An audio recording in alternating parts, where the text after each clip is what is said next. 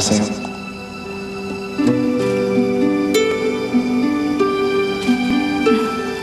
Para saan ito? Hindi mo ba alam ang ibig sabihin kapag binigyan ng isang lalaki ang babae ng bulaklak? Ang ibig sabihin nun, mahal kita.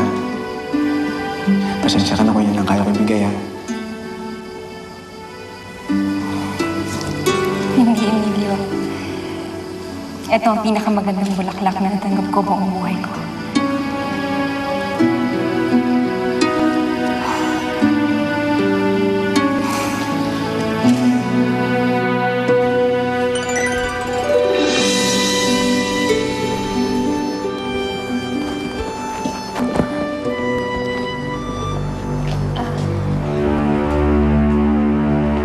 Mara, tayo na ha. Makamanghuli tayo sa misa. Sige po.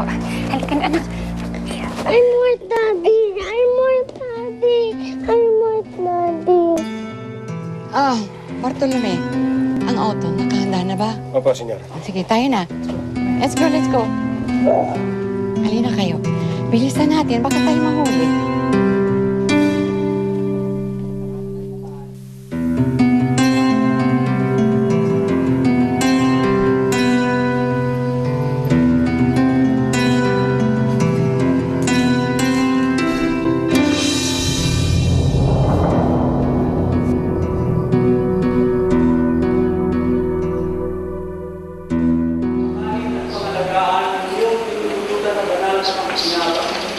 Pagdaloob mo kami, huwag magkulang sa mga inuuspon mo sa aming kapakanan.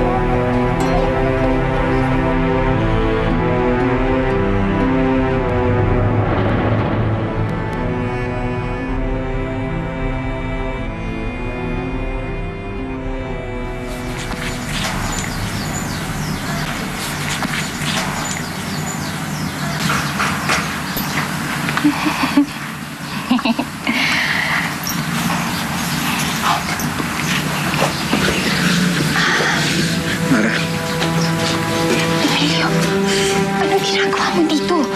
Umalis ka na, baka may makakita pa sa'yo. Mara, mag-usap tayo.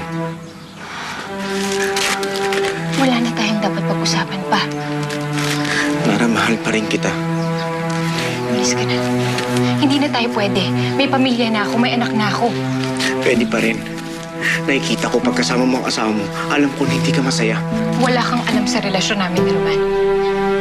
Pero hindi ka masaya. Dahil alam ko ako pa rin na nasa puso mo. Ako pa rin ang mahal mo. Dahil ako, ikaw pa rin ang mahal ko. Hindi mo nakikita, pilit lang nila tayo pinaghihiwalay. Tayong dalawa dapat na magkasama. Pero Mara, nandito na ako ngayon. Bumalik ako para sa'yo. Tama na, Emilio. Tama na. Ayaw mo marinig. Dahil yun ang totoo. Bakit di ba kasi aminin na mahal mo pa rin ako? Umalis ka na. Tumingin ka sa akin. Tignan mo ko sa mga mata. Ngayon mo sabihin na hindi mo ko mahal. Tignan mo ko.